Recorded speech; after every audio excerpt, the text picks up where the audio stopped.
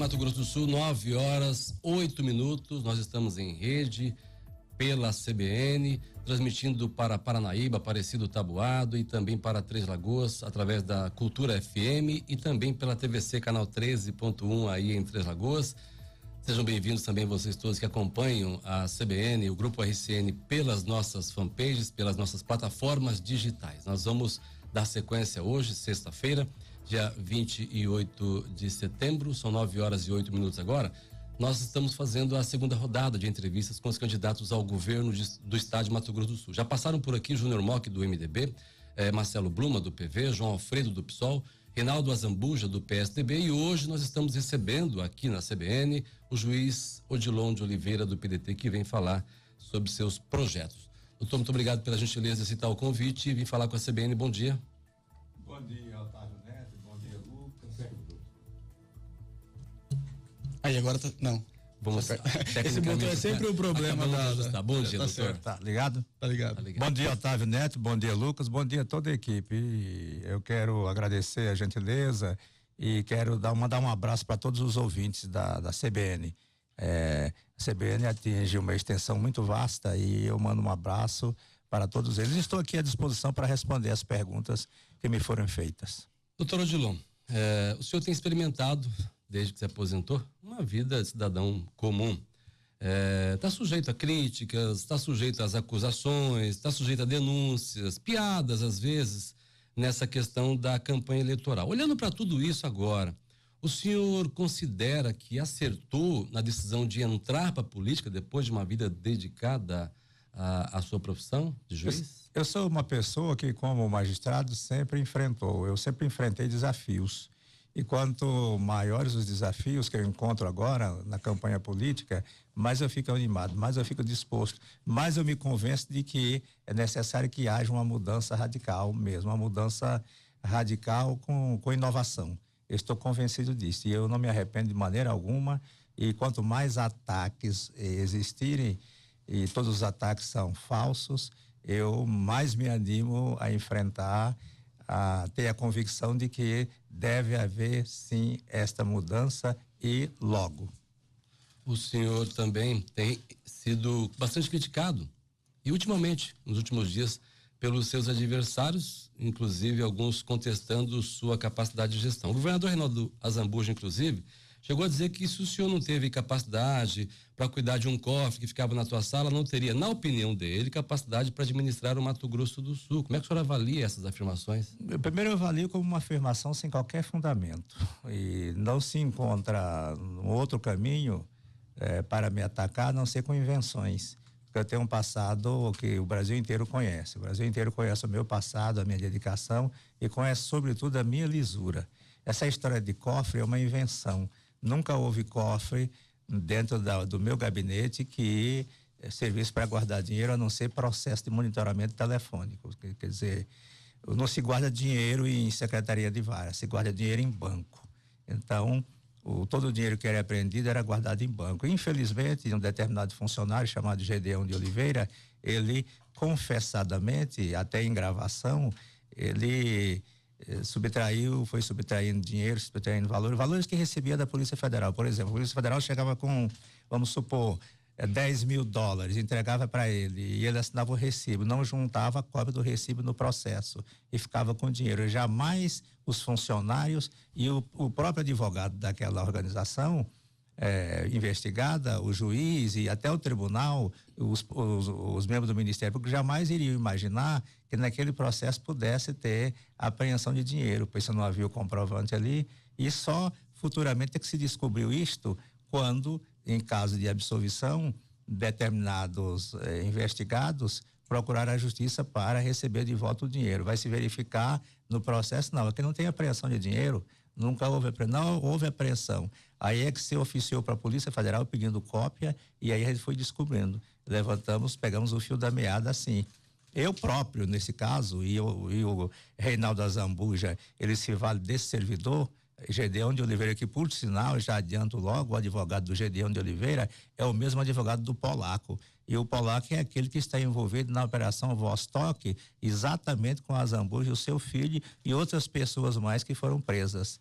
Tomei todas as providências que deveria tomar em relação a esses funcionários. Todas. Depois, mandei abrir inquérito policial. Ele é réu sozinho pelo desvio de dinheiro. E solicitei do tribunal a demissão, a pronta demissão dele. E o Tribunal Regional Federal o demitiu. Adotei todas as providências. Impossível seria eu enforcá-lo, de maneira alguma. Então, adotei as providências. O que há, na verdade, aí é um falatório, é uma invenção, porque não há outro caminho a ser seguido pelo adversário que se encontra em extremo desespero e com a verbosidade muito radical e ofensiva em relação à minha pessoa. Doutor Odilon, o senhor também tem dito em algumas entrevistas, e a gente tem acompanhado, que as eleições no eventual segundo turno aqui no Mato Grosso do Sul correm risco. O senhor fala até em prisões, possibilidade de haver prisões. O senhor pode explicar isso para a gente melhor? Posso. No dia 17 próximo, para começar essa operação policial, a Operação Vostok. E eu queria fazer aqui uma correção. Eu li numa lista que o Sérgio de Paula teria sido preso na Operação Vostok. E depois aquela lista não correspondia à verdade com relação ao nome do Sérgio de Paula. Sérgio de Paula, ex-secretário, ele teve a sua casa vistoriada pela Polícia Federal. Então eu faço essa correção aqui em público. E a Operação Vostok, ela com certeza apreendeu enorme quantidade de documentos, quer dizer, independe até de delação premiada. No dia 17 próximo, agora 17 de outubro, vai ter uma sessão no Superior Tribunal de Justiça exatamente em relação a um dos processos, dos três inquéritos que o Reinaldo Azambuja responde lá naquela instância. E dia 17 vai ser apreciado o recebimento da denúncia de um desses casos. E em recebendo a denúncia, diz a Constituição Federal que o governador é automaticamente afastado do cargo. Isso é imposição constitucional.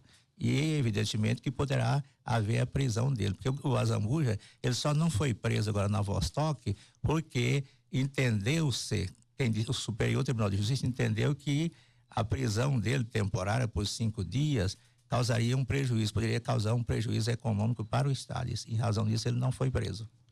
Agora, candidato, aproveitando que o senhor citou a Operação Vostok, a primeira pesquisa Ibope realizada após a operação mostra que Reinaldo Azambuja continua líder e ainda com alguma possibilidade de ganhar no primeiro turno. O senhor acha que a população de Mato Grosso do Sul não acreditou nas denúncias feitas contra ele ou simplesmente não acredita na capacidade desses outros concorrentes como o senhor? Eu acho que a população de Mato Grosso do Sul não acredita nas pesquisas, porque essas são pesquisas sintomáticas. Por exemplo, no caso do candidato do MDB, foram 2 pesquisas. No caso do candidato do MDB, ele aparece numa pesquisa com 5%. Já numa outra pesquisa feita praticamente ao mesmo tempo, ele já aparece com 19% ou 20%. Então, isso aí é um indício muito forte de que a pesquisa não retrata a opinião pública. E outra coisa também, eu não tenho rejeição. Nessas pesquisas me colocaram com uma rejeição de 15%. E a minha rejeição dentro do cenário da população de Mato Grosso do Sul é em torno de 3, 4, 5% no máximo. Então, esses 2 indícios me fazem acreditar que as pesquisas não merecem crédito, de maneira alguma. E elas não merecem crédito também. Um segundo indício, a gente verifica, anda por aí, a manifestação da população em relação à minha pessoa é 100%. Eu nunca fui rejeitado em qualquer lugar do estado. Em Campo Grande, qualquer lugar, a rejeição minha é mínima. Eu sou abraçado, sou querido, fotografado pela população. Então, a melhor pesquisa para mim é a temperatura do povo. Aqui mesmo na CBN, pegando carona nessa questão de pesquisa, aqui mesmo o senhor disse pra gente aqui que poderia ganhar no primeiro turno. Hoje, quem está tentando ganhar no primeiro turno é o seu adversário principal, o Azambuja, o Reinaldo Azambuja, que tem dito aí que mais 1 ponto, 2 pontos ganha no primeiro turno. O senhor acredita? Quem é que tá certo aí? Quem é que vai ganhar no primeiro turno ou vai haver segundo turno? Como é que o senhor avalia o momento dessa eleição? A pesquisa como nuvem. No ano 2014, o Delcídio, que concorria com a Azambuja, ganharia no primeiro turno, com uma diferença enorme. E houve o contrário, exatamente o contrário. E o Azambuja ganhou aquela eleição exatamente porque ele batia no Delcídio. O Delcídio tinha sido delatado. E toda hora o Azambuja repetia. Essas imagens estão gravadas, estão circulando. Para o Delcídio justificar a delação premiada. Hoje em dia a situação virou. Hoje em dia o Azambuja é que é questionado pela população e questionado pelo Ministério Público, pela Polícia Federal e pelo Superior Tribunal de Justiça para que ele justifique as delações e a montanha de documentos que existem contra ele. Doutor Odilon, até para que o eleitor que nos acompanha neste momento, nós estamos falando aí para grande parte dos municípios de Mato Grosso do Sul, com um sinal direto das rádios e pelas plataformas digitais para o Brasil e para o mundo. Essa semana que nós estamos finalizando, aconteceu um debate em Campo Grande e esse debate foi bastante acalorado e nele o senhor teria sido acusado ou teria sido lembrado de que foi acusado de ser um vendedor de sentença enquanto juiz. É importante para o eleitor ouvir a explicação do senhor em relação a essa acusação que foi feita. Exatamente. Eu fiz uma pergunta ao Azambuja, ao candidato Azambuja, ao governador, sobre qual o projeto dele para combater a corrupção no estado de Mato Grosso do Sul, caso ele seja reeleito. Ao invés de responder a pergunta, ele veio com ofensas, com agressões extremamente pesadas em relação à minha pessoa, me acusando de pessoas de um passado limpo. Eu recebo homenagem, tenho recebido homenagem ao longo do meu trabalho, da Presidência da República, Câmara dos Deputados, da ONU, eu tenho mais de 50 homenagens nacionais e internacionais, então o meu passado é um passado limpo. Eu quero acreditar que ele tenha proferido aquelas ofensas no momento de desespero, extremo desespero, porque a minha candidatura a governador representa uma ameaça exatamente para ele, que ele tem receio, não sei porquê, ele tem que explicar isso, tem receio de perder o trono. E então me acusou de venda de sentença. Bom, voltando àquele ex-servidor, que é um criminoso, ele traiu todo mundo, inclusive aquele servidor, Gedeão de Oliveira, ele chegou a ser elogiado pelo menos 2 ou 3 vezes pelo próprio tribunal. Veja que as artimanhas dele foram praticadas às escondidas, de modo que ninguém descobrisse. E ele recebeu esses elogios. Bom, ele fez o Gedeão de Oliveira foi descoberto por aquele jornal de grande circulação no estado de São Paulo, 2 anos depois de eu ter demitido e ter processado, que ele vai ser condenado na Justiça Federal. 2 anos depois, quando eu me afirmo candidato ao governador, ele surge no cenário, foi descoberto lá no estado de Mato Grosso, como a Folha de São Paulo ia descobrir aquela pessoa no estado de Mato Grosso. E foi registrado documento lá em São Paulo, uma declaração. Quem é que custeou essas despesas todas? Como é que se consegue um espaço no jornal de grande circulação como a Folha? Então tem dedo político sim atrás disso aí, é evidente que tem dedo político. E volto a lembrar que o advogado do ex-servidor Gedeão de Oliveira é o mesmo advogado do polaco que faria delação premiada contra o Azambuja. Quem é que está pagando esses honorários? O senhor sugere que pode estar havendo alguma relação? Eu não tenho como afirmar, porque esse tipo de falcatrua, de armação política, isso é feito na surdina. Eu não tenho como fazer afirmação. Eu estou dizendo aqui que eu suspeito que tenha havido isto. Depois que ele fez isto, foi esse servidor ao Ministério Público tentar uma delação premiada. De plano, o Ministério Público recusou a delação, dizendo que não havia provas. E se você me permite, claro, eu até leio aqui, porque o Azambuja, ele anda me atacando, então eu tenho o direito de me defender. O Ministério Público, quando recebeu essa delação premiada, recusou de plano. Todavia, cumprindo a missão dele, o Ministério Público encaminhou o expediente à Polícia Federal para fazer uma averiguação preliminar. Já suspeitando e que houvesse ali uma armação política e já suspeitando de que houvesse denunciação caluniosa. Isso está escrito no próprio ofício que foi feito à Polícia Federal. A Polícia Federal fez os levantamentos preliminares e no dia 31 de agosto, a Polícia Federal respondeu: após a leitura de tal expediente, entendemos que tal relato não justifica a instauração de inquérito policial, tendo em vista que não são apontadas provas sobre o alegado. Não são indicados meios de se obter tais provas, nem vislumbramos forma de obtê-las. Mais à frente, eu tenho direito de defesa, a Polícia Federal disse: tais processos já passaram nas mãos do declarante, que é o Gedeão de Oliveira, que atuava como diretor de secretaria e este não indicou a existência de documentos em tais autos sobre os crimes que narra. Mais à frente, a própria Polícia Federal disse, nesse relatório conclusivo a respeito dos fatos, considerando que não se tratam de afirmações sobre crimes sem qualquer prova mínima, considerando que se tratam. Entendemos que não se justifica que policiais deixem de atuar em outras investigações para realizar a análise de processos judiciais volumosos. Então, a própria Polícia Federal já havia concluído. Eu tomei conhecimento disto. Aí o que fiz? 3 dias depois, no dia 3 de setembro, o que fiz eu?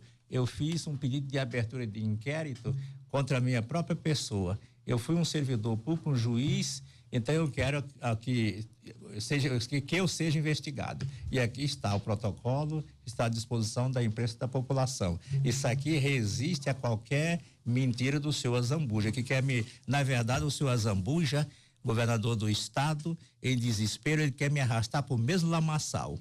O mesmo lamaçal em que ele vive envolvido, inclusive com o filho dele. É lamentável que ele tenha envolvido e causado a prisão do próprio filho. Depois o Ministério Público Federal, tendo em vista que eu próprio requeria abertura de inquérito policial, o Ministério Público Federal veio a ratificar, bom, já que o juiz quer ser investigado, então vamos fazer a investigação. E está escrito aqui, investigar por quê?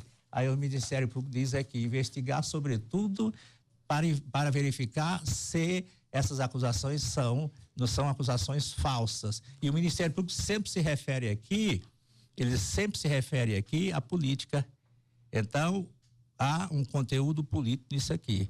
E, na verdade, então, em resumo, ao contrário do que disse o senhor Azambuja, a Polícia Federal concluiu que são mentiras do senhor Gedeão, atos de vingança e num contexto político, claramente político.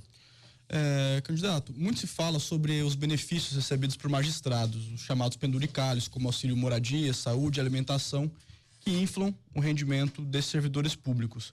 O senhor pretende, para dar exemplo, abrir mão da aposentadoria de juiz federal ou do salário de governador, caso seja eleito, dado que milhares de pessoas aqui no estado vivem com salário mínimo e no país inteiro? Para começar, eu não me aposentei com penduricalho. O juiz, quando se aposenta, ele perde a metade do que ganha. O maior salário no Brasil é em torno de 33 mil reais, que é do Supremo Tribunal Federal. Depois vai descendo, são 4 instâncias. Isso vai descendo de 5% correspondendo a cada instância. Então, aquelas partes que se dizem penduricalho, o juiz não leva para inatividade. E evidentemente que eu sou contra os penduricalhos. O que tem que se fazer no estado todo, no Brasil inteiro, é uma revisão salarial de todos os funcionários. E aqueles que merecerem a incorporação de penduricalhos, porque o salário é baixo, sim, mas eu sou contra esses penduricalhos. O que vou fazer é fazer com que todos aqueles que ganhem pouco, por exemplo, nas escolas estaduais, aqui um agente administrativo ganha menos de R$900, menos. E eu digo isso porque eu conheço todas as escolas, metade das escolas estaduais do estado eu conheço do meu programa de palestras. E conheço todas as 96 escolas municipais. Então eu conheço bem a situação. Se o agente administrativo tiver curso superior, ganha R$1.700. Então o que temos que fazer é pegar esse salário e levar. Nós vamos agora, doutor Odilon, até Três Lagoas. A Ana Cristina Santos, nossa jornalista, tem uma pergunta para o senhor.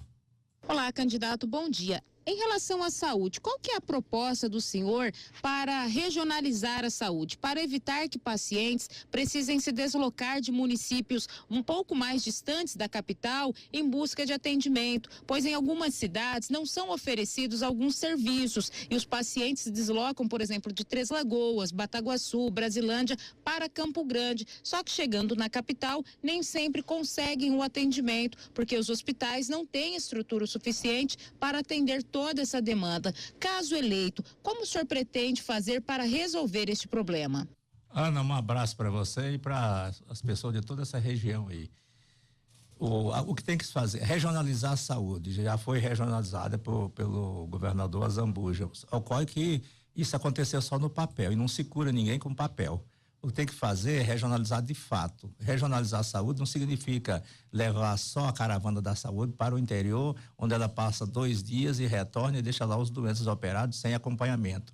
Regionalizar a saúde, nós vamos fazer isso, significa levar toda a medicina para o interior e, sobretudo, laboratórios. Aí sim, aumentar as vagas nos hospitais, logicamente, vai reduzir gastos e reduzir também a impaciência das pessoas que, como você disse, tem que se deslocar. Eu estive aí em Paranaíba, essa semana tive em Aparecida do Taboado, aí em Três Lagoas, e verificando essa situação. Efetivamente, essa situação é crítica, não só nessa região, em todo o estado. O governo atual prometeu na campanha passada resolver o problema da saúde, regionalizar. Não regionalizar coisa nenhuma. A única coisa que se fez foi investir em 2015 3 milhões de reais em Ponta Porã e já logo em seguida investiu mais 20 milhões de reais em 2016 no Hospital de Ponta Porã e ao mesmo tempo transferiu para a iniciativa privada a administração do hospital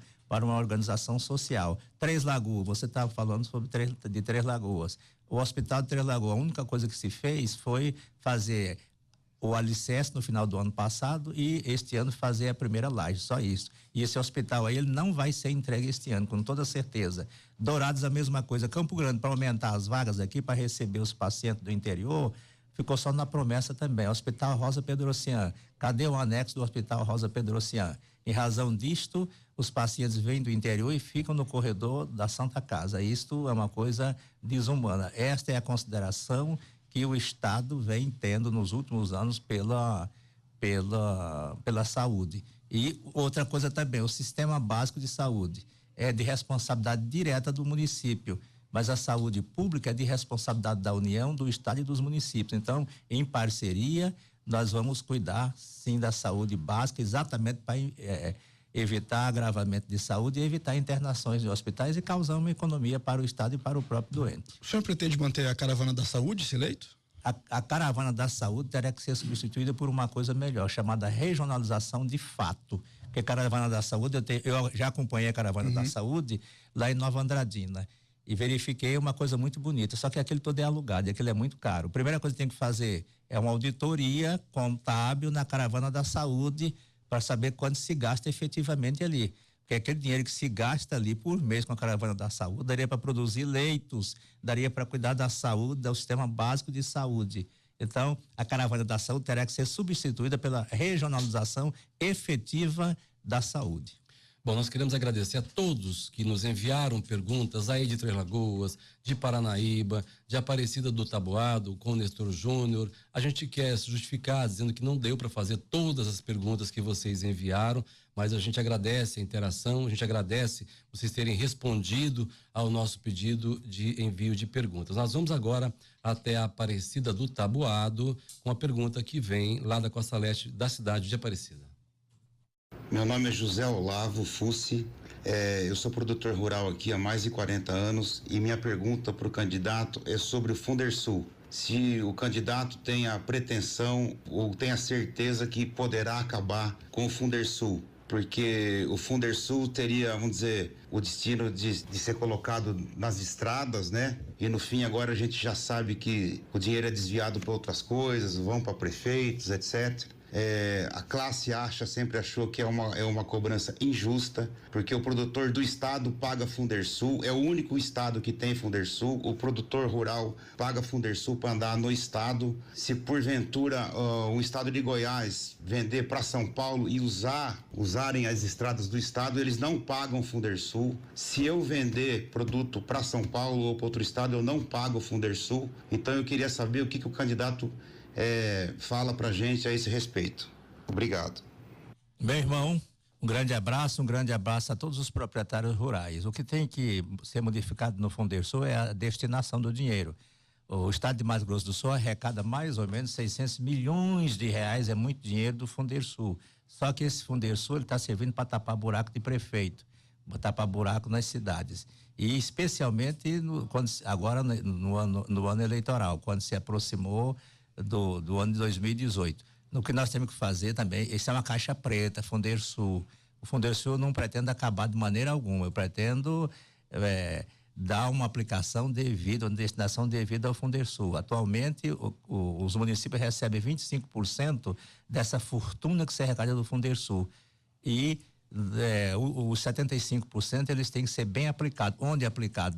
Não para tapar buraco na cidade. Ele tem que ser aplicado na origem, através da execução de uma malha viária, edificação de uma malha viária, de pontes e assim por diante. Aí eu tive aí na região de Paranaíba, são 70 pontes e só tem 3 pontos de material, de concreto, o resto é tudo ponto de madeira. Na verdade, a malha viária, ela tá uma porcaria, desculpando a expressão. Nós temos que saber para onde é que está indo esse dinheiro do Fundersul.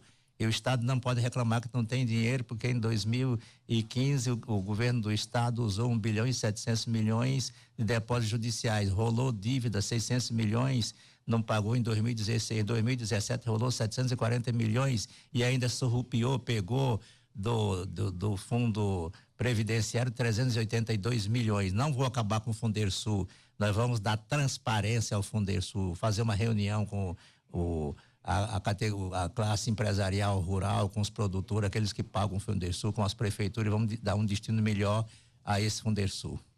Muito bem, são 9h43. Agora nós vamos até Paranaíba e de lá quem faz a pergunta agora para o candidato Odilon de Oliveira é Leonardo Guimarães, nosso jornalista. Bom dia, candidato. Aqui é Leonardo Guimarães, da Rádio Cultura FM Paranaíba. Candidato, o senhor ficou conhecido nacionalmente por ser linha dura com os criminosos e por ter colocado diversos deles atrás das grades aqui em nosso estado. Porém, para ser candidato ao governo do estado, o senhor se filiou ao PDT. O PDT tem como seu principal nome, concorrendo à presidência da República hoje, Ciro Gomes.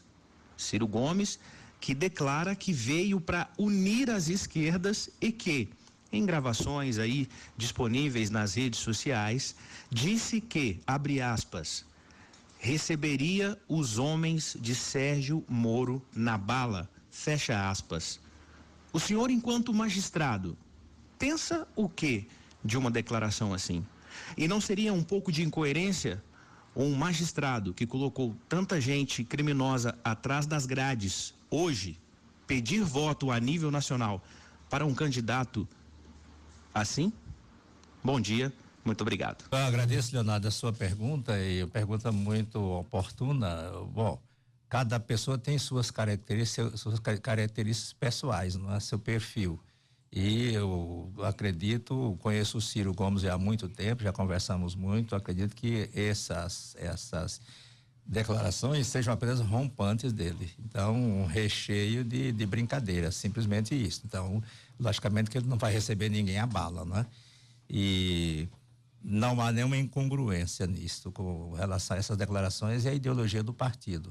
O partido, ele não é um partido radicalista de esquerda, e o próprio Ciro Gomes ele já deu demonstrações em muitas entrevistas de que o que se pretende mesmo, o que o PDT pretende através disso, com suas coligações, é executar e edificar uma política de centro, e o Brasil precisa de conciliação.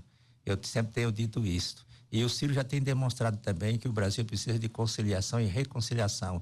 É necessário que os partidos políticos se deem as mãos. É necessário que todos nós edifiquemos um ambiente de paz, de tranquilidade, de prosperidade. Muito bem. Lucas Mamédio? A gente vai pro intervalo ou pode fazer? Dá para fazer a pergunta. O número de armas apreendidas aqui nas rodovias federais de Mato Grosso do Sul, candidato, aumentou quase 100% comparado a 2017, desse mesmo período. E de munição também, quase 70%. Nas rodovias estaduais, a gente também tem várias apreensões, é rotineiro. Tivemos uma muito grande na semana retrasada, numa rodovia estadual aqui de Mato Grosso do Sul. De novo, tendo trabalhado muitos anos como juiz federal no combate ao narcotráfico, ao tráfico de armas e munições, como o senhor pretende ajudar a resolver esse problema que é a insegurança nas fronteiras? A primeira coisa que tem que fazer é fortalecer o Departamento de Operações de Fronteira, que é uma polícia especializada em fronteira, em crimes de fronteira. Foi criada há 30 anos, eu assisti a inauguração. Hoje você conta os policiais tendo no DOF em torno de 120, 130, quer dizer, não aumentou nada, o contingente é o mesmo, então tem que pelo menos triplicar esse contingente. Mesmo porque nós temos uma fronteira que corresponde a 64% do território de Mato Grosso do Sul. O DOF tem que estar na fronteira exatamente para evitar que drogas passem pela fronteira e para evitar que armas passem pela fronteira. Agora é impossível o DOF, com 120 pessoas, fazer esse trabalho todo em 64% do território de Mato Grosso do Sul. Lá em Corumbá, estive em Corumbá, verificando essa problema de segurança também isto. E verifiquei que o governo do estado retirou a base do DOF de Corumbá. A Bolívia exporta cocaína para o Brasil, muita cocaína para consumo aqui e para consumo fora do Brasil. Então, o fortalecimento do DOF, nós temos que fazer a primeira medida. Agora, a gente tem que valorizar os policiais. As delegacias estão caindo aos pedaços. Viatura não tem gasolina. Em Dourados, por exemplo, há uma cota de combustível de 14 litros por semana. O que vai fazer uma viatura com 14 litros de combustível por semana? A reclamação é completa por todas as cidades que a gente anda com relação à segurança. Queria pontuar ainda uma questão sobre educação. Eu queria saber do candidato como o senhor pretende ajudar os alunos do ensino médio aqui do estado a alcançarem a meta do IDEB, que é estabelecido pelo Ministério da Educação, que nesse momento está abaixo da meta, que é de 4,2. A gente registra hoje 3,6, o último IDEB que foi divulgado. Como que o senhor pretende ajudar o ensino médio, que é talvez o período que o estado tem maior responsabilidade na formação do aluno, né? Alcançar essa meta e, enfim, ter qualidade no ensino. Lucas, não só o IDEB acusa a ruindade do ensino aqui no estado, mas o sistema de avaliação da educação básica emitiu relatório recentemente colocando o estado de Mato Grosso do Sul em terceiro entre os piores. Quer dizer, só perdendo para o estado do Amazonas e para o estado do Pará, e isto em português e matemática. Que se o sujeito não aprender português e matemática, então vai fazer o quê? Então a situação é bem difícil. Primeiro nós temos que fazer aumentar as escolas em tempo integral.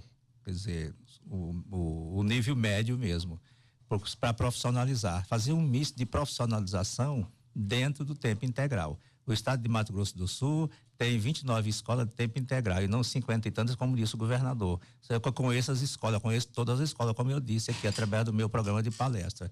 E as escolas de tempo integral, na verdade, elas não são de tempo integral. Tem que ter uma modificação física nas escolas, porque o aluno vai passar o dia todinho ali, as moças, e tem que ter alimentação, tem que ter esporte, tem que ter lazer, porque senão não fica. E nessas 29 escolas há vagas. Há vagas por quê?